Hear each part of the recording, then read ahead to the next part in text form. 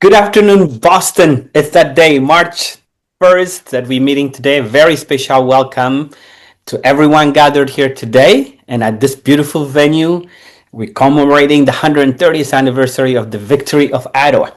As you all know, when the world celebrates Independence Day, we celebrate Victory Day. I see so many young people, elders, families here, students and dreamers, all of us united on this historic afternoon. And March 1st, 2026, it's exactly 130 years ago on a mountain in northern Ethiopia, something happened that the world said could never happen. Today, we're going to take a journey to that moment.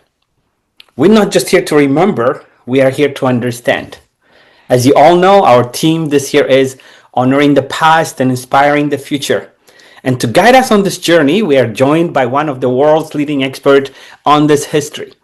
I'm honored to be here right now, present for all of us, Professor of History of the University of Washington, Seattle, and the author of the acclaimed book, The Battle of Adwa, African Victory in the Age of Empire. His work shows us that Adwa was not just a military triumph, it was a monumental event that challenged the era's racist assumption, inspired the African diaspora, and secured Ethiopian sovereignty as the only uncolonized nation. Boston, please put your hands together and welcome to the virtual stage, Professor Raymond Jonas. Thank you for that greeting. I appreciate that.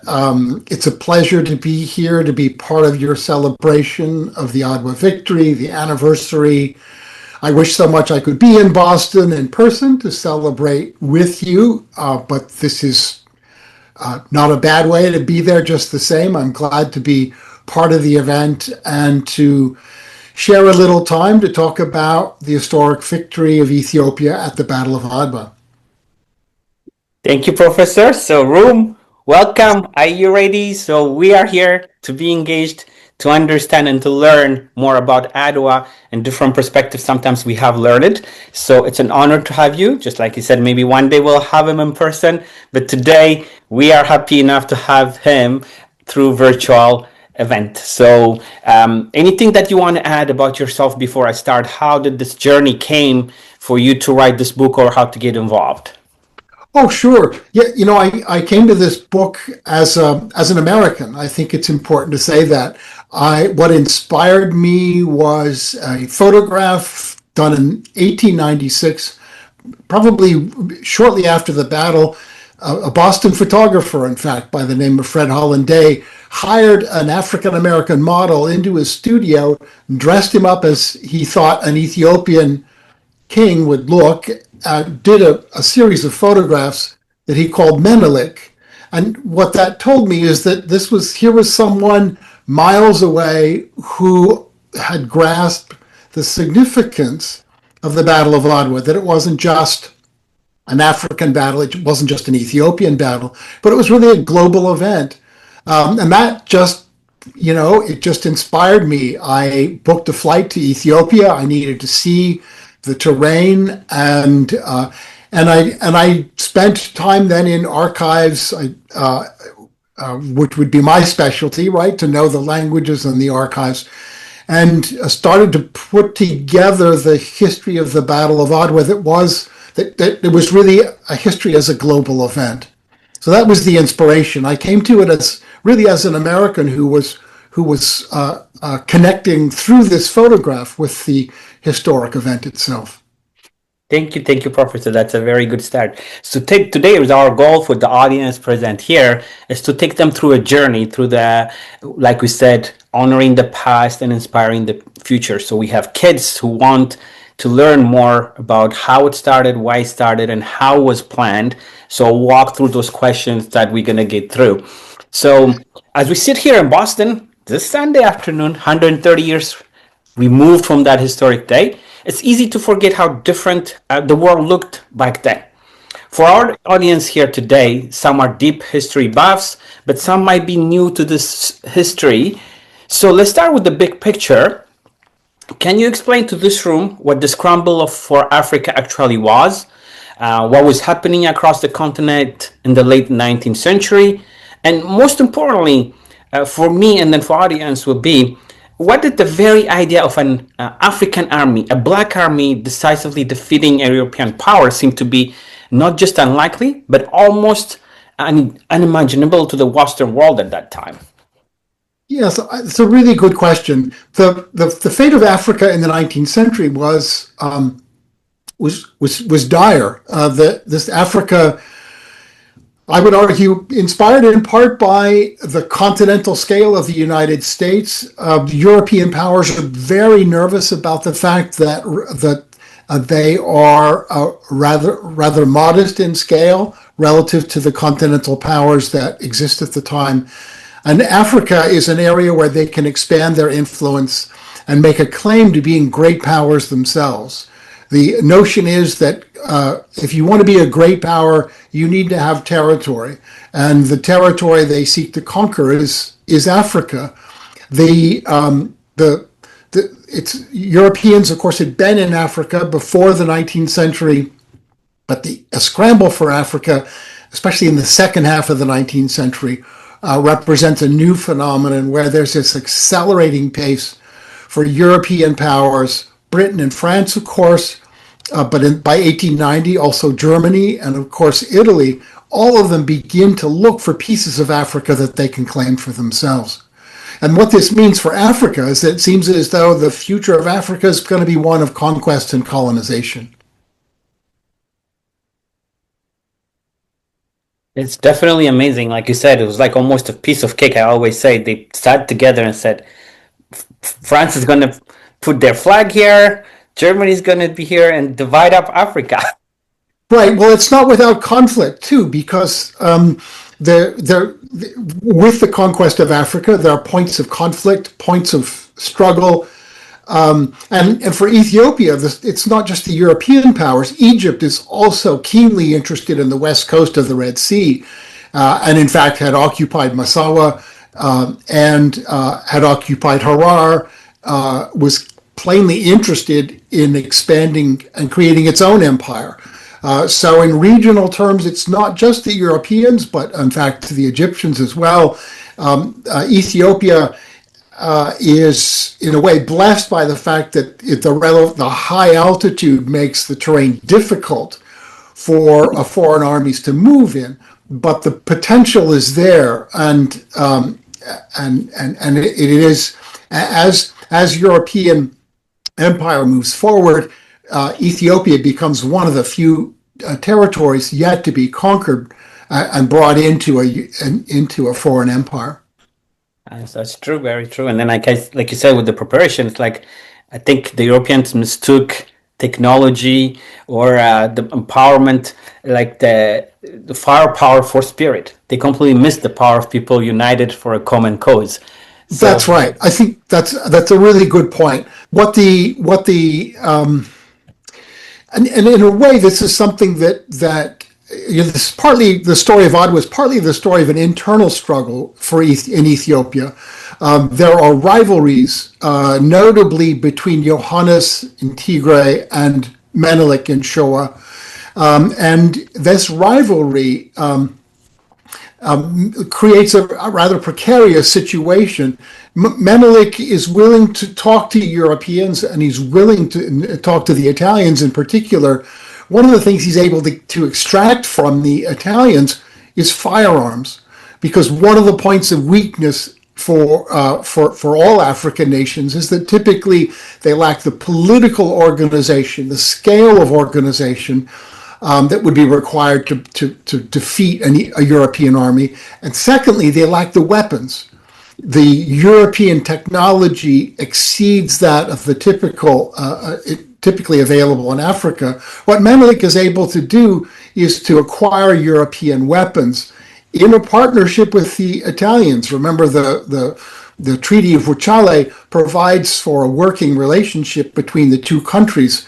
So what Menelik has to do is to try to figure out how to get what he wants from the Italians, and to use that for his own political ambitions within Ethiopia, notably in his struggle against Johannes for control of Ethiopia.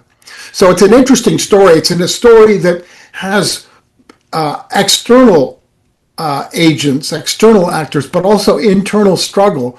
And what Menelik is doing is actually quite risky. He ultimately prevails, but it needs to be said that it's an interesting struggle.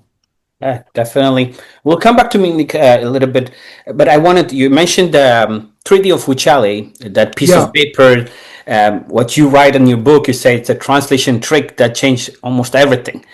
For the people in this room today, can you break it down for us? How did few words in Italian verses Amharic become the spark that lit the fuse of this war? Right. So the Treaty of Wuchale is signed in 1889, and that's after an initial conflict between Italy and Ethiopia.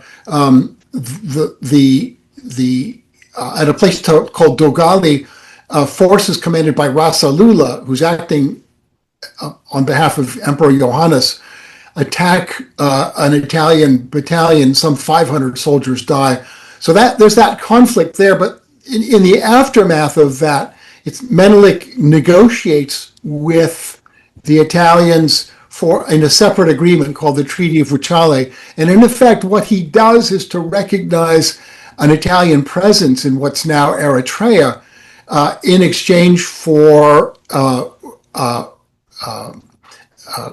weapons as well as recognition of his own status. He also sends a delegation to Italy led by Ras Makonnen, and Makonnen goes to Italy, meets with the Italian king. Again, here, that's a very delicate dance that's going on here. There is a clause in the treaty that establishes a protectorate status over Ethiopia. And there's some debate among historians about how much this was understood. One story has it that this Article 17, was not, there was a translation error, and it wasn't fully understood that a protectorate relationship existed. In my book, I argue that's a little bit more complicated than that. I argue that at the time of the agreement, Ethiopia, Menelik in particular, was not in a position to contest Article 17. What he does is to wait until he's in a position of strength before he challenges what he regards as an unacceptable protectorate status. So my argument is that here too, he's being very careful to choose the time and place where he confronts the Italians on this issue. It's not that he's unaware of it, but he needs to be very careful about when he acts. Definitely. And of course, he would eventually do so. This would lead to the conflict at Adwa. But that's, some time passes, right? The Treaty of Wuchale is signed in 1889. The war doesn't break out for 7 years. There's a good long period of time in between. That's right. I think, it said, the Italian version said Ethiopia was obligated to conduct all foreign affairs through Italy. Yeah. But in Amharic version, it only said it could use Italy good offices if wanted to, which was completely two different meanings. And I think that's when Menelik just pretty much said this is a deception and has to be corrected, and he got ready for the war. In your book, you talk about King Menelik. You see him not only talk about him like who led. You paint a portrait of him as more than just a king. You describe him as a master strategist, a unifier. For the young people in our audience today who are learning this history, sometimes maybe for the first time, who was really King Menelik? I know you did mention a little bit of him right now. How did he manage to unite Ethiopia, as like you said earlier, historically divided through the nobles, but he was able to build a coalition strong enough to face an European army? Yes, and he does this because he understands in a way that other political leaders have understood that there's nothing like a foreign invasion in order to bring people together and recognize that they have more in common than they have differences. And that turns out to be very important. When the Italians move into they move into Eritrea and then start to bring settlers in, and then there are incursions in 1891 and later where they start to push down into Tigray. This begins to set up the conflict that would result in the Battle of Adwa, and it makes it clear that, for example, Tigray itself is at risk. But they eventually push down as far as Lake Ashenge, and when this happens in 1895, this is when Menelik calls for a war against the invasion. And he's able to get the response that he needs. In other words, he's able to get people, and it needs to be emphasized, the people who rally are people who were rivals of Menelik. They are rivals of Menelik, but it's the common threat that brings them to the conclusion that whatever misgivings they have about Menelik, whatever disagreements they have about Menelik, there's now a common enemy, and that they have to fight that common enemy if they want to prevail. And it's interesting also to point out that the Italians are keenly aware of internal differences among Ethiopians, and they expect to be able to exploit those differences. They think that Menelik's army, which is huge by the standards of the day, the army that Menelik is able to put together is on a scale that's really unprecedented. But the Italians think that this is going to break down, that this coalition of Ethiopian leaders is going to come apart because the differences are simply too great, and they will, Tekle Haymanot will peel off. Other leaders will peel off because they, in the end, they don't support Menelik. The Italians, of course, are astonished to find that this doesn't happen.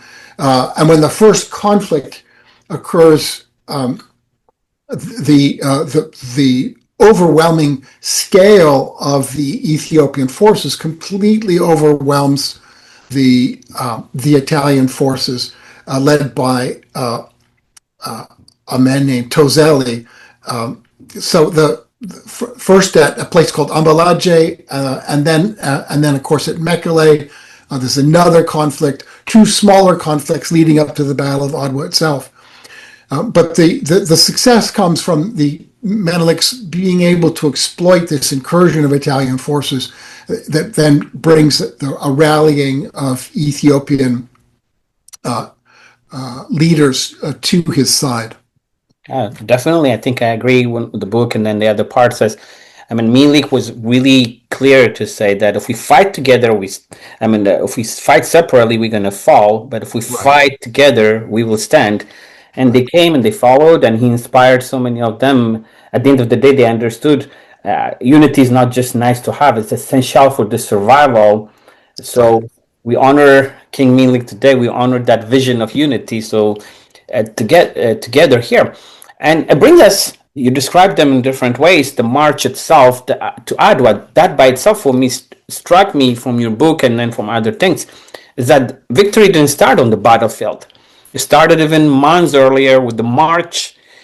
So can you describe, I know you already mentioned it, like the sheer scale of what Menelik accomplished, almost I think between 80,000 to 100,000 soldiers. Right. It's not just soldiers, family support, marching hundreds of miles over mountains and rough terrains during that time. What did that look like, and what does it tell us about Ethiopian organization and discipline at that time? It's a really good question. The Adwa campaign is extraordinary for its scale and for its length. It begins in Addis Ababa, but of course culminates at Adwa. That's 580 miles. One of the things that's unappreciated often about warfare is what we call logistics. That is, how do you support an army and feed it? How do you organize shelter? How do you find water for animals? How do you find provisions? All of these are really important. You can't have a successful battle if you can't get your army to the battlefield. it's 5 months. That's a long, long time. Now, the army grows as it moves north to Adwa. So it's 80 to 120,000 at the Battle of Adwa. Along the way, this army is growing. And of course, it's the responsibility of leadership to make sure that soldiers are fed and animals are fed. And of course, and as you point out, they're often family members who are part of this movement. So it's a complicated thing, and I think it's really important to recognize, even before the battle begins, just the effort that's required to get this army to the place where the conflict is going to take place. To arm them too, because these are soldiers who are who, in terms of technology, military technology, are not at a disadvantage with respect to the Italians. So it's an army that is well equipped, and it's an army of an extraordinary scale, and that combination turns out to be decisive when it comes to the Battle of the 1st of March.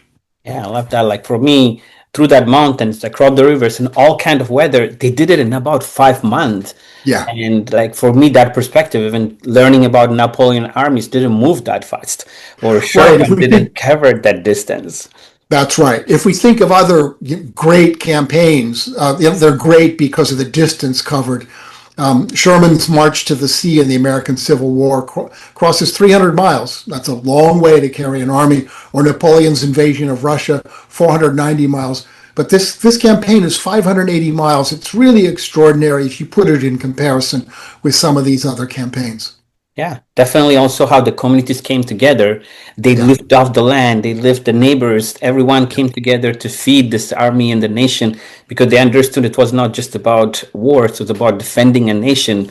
I just can't imagine that shared sacrifice. It's not like today we have social media sharing everything here, come on, but through that process, they were able to do that. And I think this brings us back again. Like you said, you at the beginning you mentioned about the Italian relied maybe there will be a lot of division. They didn't think everybody, so they did have overconfidence or miscalculation on the other side. So the Italians had the modern rifles, artillery training, all the advantage of European military machine that they have. Yet they walked into what I call maybe a disaster. So for the history lovers in the room today, what were the critical mistakes, or how did the Italian miscalculate so badly? It's a good question. One of the problems that the Italians faced was that the brigadier generals, that is to say, the generals who were subordinate to General Baratieri, who was the supreme commander, they resented his leadership. In social terms, they were above him, and they were resentful of that fact. There was also a fair amount of misinformation. The Ethiopians were good at getting bad information to the Italians, trying to suggest that the Ethiopians were divided, that Ethiopian forces would break up at the first contact with Italian forces. So they've conveyed an idea that this is a weak army that can be, that is, the Ethiopian army is a weak army that will crumble, that will fall apart at first contact.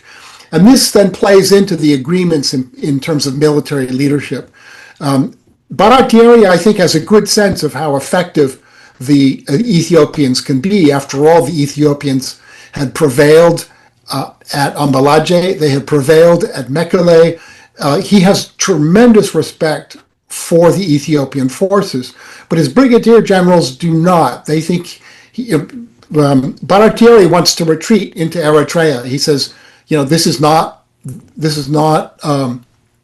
our time. This is an army of overwhelming size. He wants to retreat, but his brigadier generals resist. They want the battle. They think that Baratieri is a coward, and they pretty much force him into a combat that his own judgment tells him he shouldn't engage in. So that's the blunder that leads to Adwa, and to a combat that, in fact, Baratieri seeks to avoid. Correct. I think, like you said, the militaries they really didn't think that an African or black army is going to defeat an white army. So that arrogance, I think, led to where it is. But like you said, he was able to amass 80 to 100,000 military to Yeah. come to that force is really amazing. During this time, and then in your book also, which I really asked, so is I have to ask you about someone I hope every woman in here, every little girl in here, in our audience today is taking notes. Is Empress Taitu Betul. You describe her as a quick-witted, aggressive, and absolutely formidable. What was her role in the campaign? And why do you think mainstream histories has often tried to sideline her? Well, she is my sense of Empress Taitu Betul is that she is very good at politics. She has a keen political understanding, and she is fully the partner of Emperor Menelik. The best evidence we have of that is that people who are at the court, Europeans who are trying to influence, they describe her as sharp and sometimes difficult to work with. But probably the most impressive thing about her is her courage. After all, she decides to join Emperor Menelik on the campaign.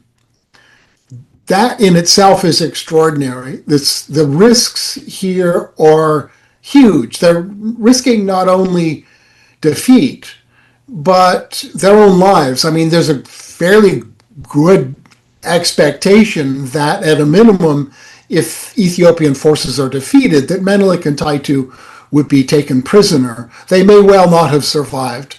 So certainly they would not have retained their political authority.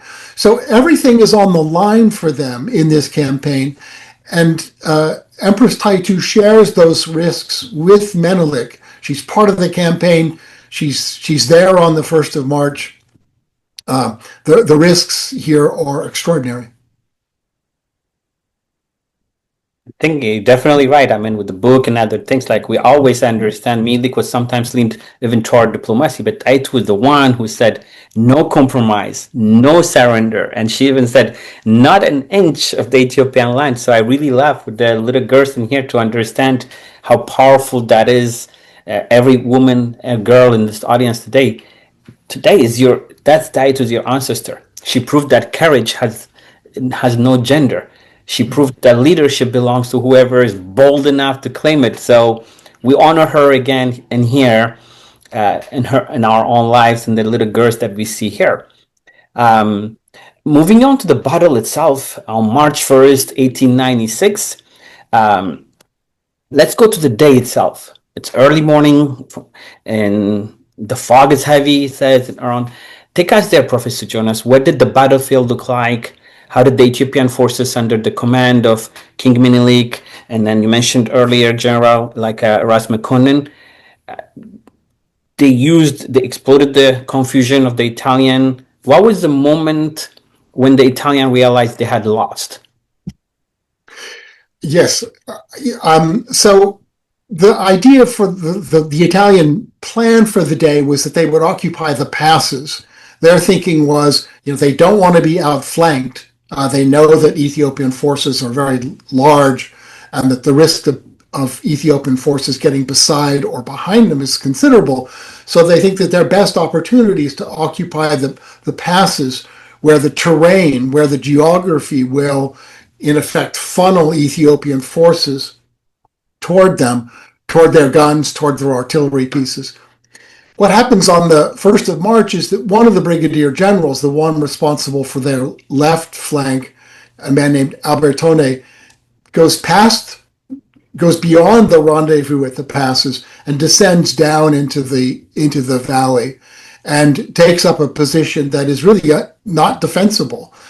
So it's a blunder, almost certainly a product of his arrogance, his presumption that this combat is going to be over quickly. But what happens is that he's very quickly engaged, pinned in place by Ethiopian forces, and then and then a flanking movement ensues. And then once, and then of course he makes appeals to other forces to rally to protect him. But what this means in effect is that first he and then the right flank under Dabarmida, he descends from the pass also, that the Ethiopians are going to be able to fight and destroy the three elements of the Italian army one by one. That's a much better battle plan from the Ethiopian perspective than the one that the Baratieri had imagined for the Italians up at the passes. And it's over pretty quickly. I mean, I think once Albertoni misses the rendezvous point, once he goes beyond the passes and descends down into the valley and is engaged, the battle's really over, because there's no way the Italians can recover from a mistake of that size. So it's over quickly. I mean, it's over by within an hour, arguably. Fighting continues for hours after that. But in terms of the outcome, it's effectively over. Yes, definitely. That's one of the impressive thing. And like I said, I mean, the Italian didn't just lose, they were annihilated in that moment. And the world woke up the next morning to news that seemed impossible. A European army had been destroyed by Africans, by black soldiers, by Yes. a nation that refused to kneel. I mean, for me, and then in your book and everywhere else, we says that day changed everything, not just for Ethiopia, but for the entire world. So, to my question, I think I want to talk about a little bit more the psychological blow or a challenge, what I call sometimes to the white supremacy. This is where your book, for me, becomes truly also powerful. You argue that the victory of Adwa challenged the era of racist assumptions. Mm-hmm. Can you help the audience here in Boston understand what that means in practical terms? Because for me, even I understand even that some American newspapers, unable to accept that a black king has defeated a white army, literally depicted Emperor Menelik II as a white in their illustration. They whitewashed him. What does that tell us about the psychological shock Adwa delivered to the Western world? Yes, excellent question. There is a clear psychological shock here, and the best evidence of that comes in the journalistic reporting of what happened there. For example, the Atlanta Constitution on the 4th of March, 1896, does a story about the Battle of Adwa. And in that story, they begin to imagine an Ethiopia that is not black, and create and in fact put up a picture of Menelik, where he looks for all the world to be a European monarch. And then they begin to speculate that, well, Ethiopians aren't really black; they are descended from Phoenicians, so from Asia Minor. It's a bizarre take that can only be explained in terms of trying to figure out and to explain to their readers, because this is an important issue. This is Jim Crow America, right? This is an environment where slavery no longer exists, but white supremacy certainly does. And even in everyday life, white supremacy is set out in, drinking fountains and where you go to school and all of these areas. So you can see that there's a kind of damage control going on here, trying to reinterpret these events in a way that's acceptable for the dominant values of the age, that is to say, Jim Crow America. And it's extraordinary, but it is part of how this, the story of Ottawa gets told in the first days and weeks in the aftermath. I like that, definitely, because they couldn't accept a black leadership or a black army defeating a white army, because it's going to create chaos in the balance that they have created with the white supremacy here in the United States. So that story had to be whitewashed or come up with different story. I think they try to erase, or so that people do not get the idea that black can govern themselves, black can lead an army. So that was definitely a powerful way. And then for the people here needing to understand that psychological way. This brings me again to the future, to the where we are. I think, you know, just like with that history, why the Western press was busy trying to raise or even explain away the victory, like you said, the Phoenician descendant, they are not really white. But black intellectuals across the diaspora immediately understood what happened. Like figures like W. Du Bois here in the United States recognized Adwa had something monumental. Can you explain to our audience here today why Adwa became such a powerful symbol, a beacon of hope for the Pan-African movement? What did it mean to see an uncolonized African nation standing tall? Yes. So the person who is, I think, probably best exemplifies this is a man from Haiti named Benito Sylvain, who is in Paris at the time of the news of the Battle of Adwa breaks. And he immediately leaves, he goes to the south of France, to Marseille, gets on a boat that takes him to Egypt and makes his way to Addis. He wants to meet Menelik. For him, Menelik is a hero, and he has this idea. Of course, Haiti is independent, and in its own way, an example of the possibility of black sovereignty in the larger Pan-African diaspora. He goes to Ethiopia. He wants to be the living link between Haiti and Ethiopia. He thinks that these great beacons are going to, need to be in conversation with each other. He supported also he actually brings a medal and greetings from Menelik to the president of Haiti, a man named Nord Alexis, as a token of esteem of the Emperor of Ethiopia.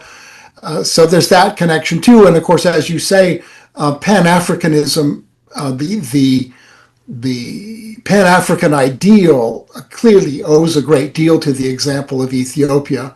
And W.E.B. Du Bois makes much of this in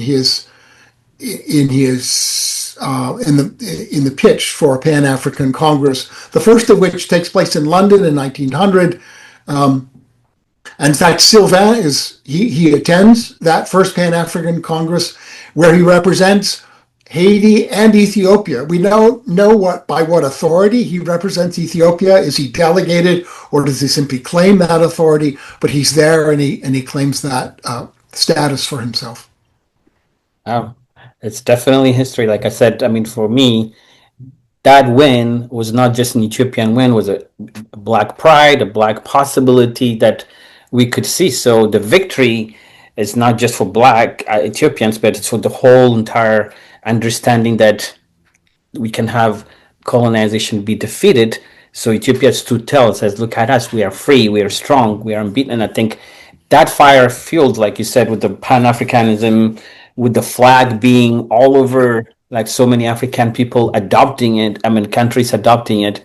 So yes. Adwa proved that freedom was possible, and that hope, believe that another world is possible. So in the most powerful force human way. So I really like how they secured that nation. So the victory led to the treaty, what we call of Addis Ababa, where Italy had to unconditionally recognize Ethiopia as a sovereignty. Yes. And so for the descendants and all of us here from that heritage, what did that mean in the long term? Ethiopia remained the only African nation and then never to be colonized. How did King Menelik and then his successors navigate the following decades to preserve that freedom? Yes, it's a good question. I mean, after the Battle of Adwa, there are 2,000 Italian prisoners who are that the Ethiopians take, and Menelik uses in his bargaining with Italy. Italy is forced to pay an indemnity to Ethiopia for having for the war, the cost and the damage that it's brought. And of course, they're forced to sign the Treaty of Addis Ababa, which eventually leads to the release of the soldiers, as well as the payment of the indemnity. the um, you asked about leadership. It needs to be said that sometimes the leader in a critical moment like the Battle of Adwa is not necessarily the leader who carries the nation forward. And I think that we need to recognize that. I mean, in the same way that Winston Churchill was just the right prime minister for Britain during the Second World War, in the aftermath of the war, he was more challenged by those circumstances. I think the great contribution of Menelik is that he preserves Ethiopian sovereignty. He allows Ethiopia to stand as this example of African sovereignty.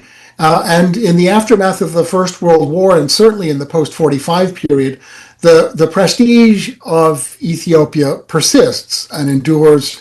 And as you say, the example of Ethiopia becomes an intrinsic part of the Pan-African ideal. Definitely. I mean, it preserved like you said, the independence.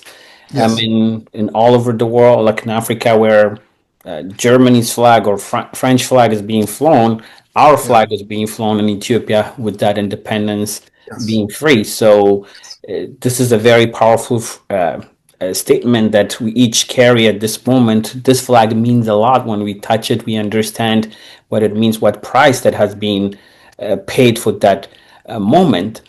So we're coming to try to summarize for me. We are leading to where to be able to understand.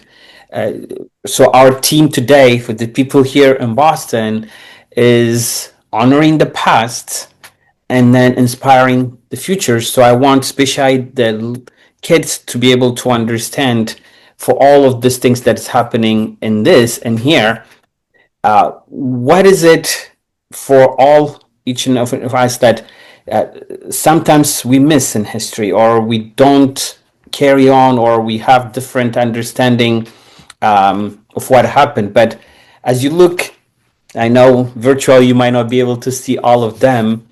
The students are here, elders are here holding that memory. What is the one message, that one lesson from Adwa that you want them to carry out after they leave this program today? What does it truly mean to honor the past of Adwa victory? And how do we use that honor, that lesson? Our ancestors did something that the world said that it was impossible. So how do we use that story, that struggle, that victory to inspire us, the current and the future right here? Right. It's a really good question. It's a timely question.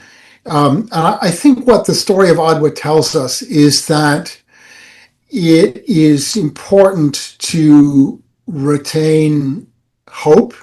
It's important to retain a sense of purpose. It's important to preserve our sense of dignity and worth, not just for ourselves, but for those around us in difficult times and on into the future. That the great things are accomplished together, and we can't let fear, we can't let intimidation, we can't let a sense of despair take over our lives or take over our sense of purpose. The great things that happen because people are open to one another and working with one another and willing to defend one another. I think that's the great lesson, not just in 1896, but for today as well. I agree. I agree. Definitely. Honoring the past means not just celebrating one day a year. It means living those values every day. It means teaching our children the story. It means carrying the torch forward. So the ancestors are watching. The future is listening, like we say. So the question to all of you present here today is, what will you do with that fire that was handed from our sisters 130 years ago?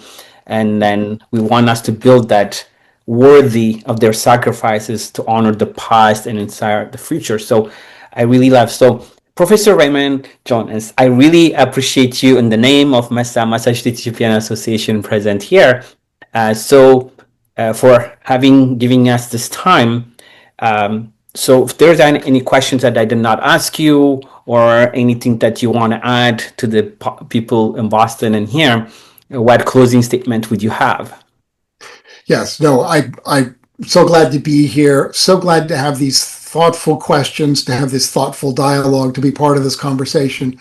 I appreciate the opportunity. I wish I had the opportunity to be there, to be part of the celebration in person, but I relish the opportunity. I'm so glad to be part of this conversation, and I wish you all the best for your celebration. It's a great occasion to celebrate. Carry on, and and best wishes for a successful Adwa Day celebration. Thank you, Professor. Ladies and gentlemen, this was Professor Raymond that gave us enough time with us. Hopefully, we'll have you in person next time and not just virtual like this. And thank you for everyone for listening and being engaged. And we want to have, like I said, when the world celebrates Independence Day, we celebrate Victory Day. So make sure to get the book and read it. You'll get more information from it. And next time we'll have you in person. Professor, I really appreciate you for giving us this time and say hello and wave to Boston, to all the crowd sitting here and watching you. Yep. Bye-bye. Thank you very much. Bye. Thank you.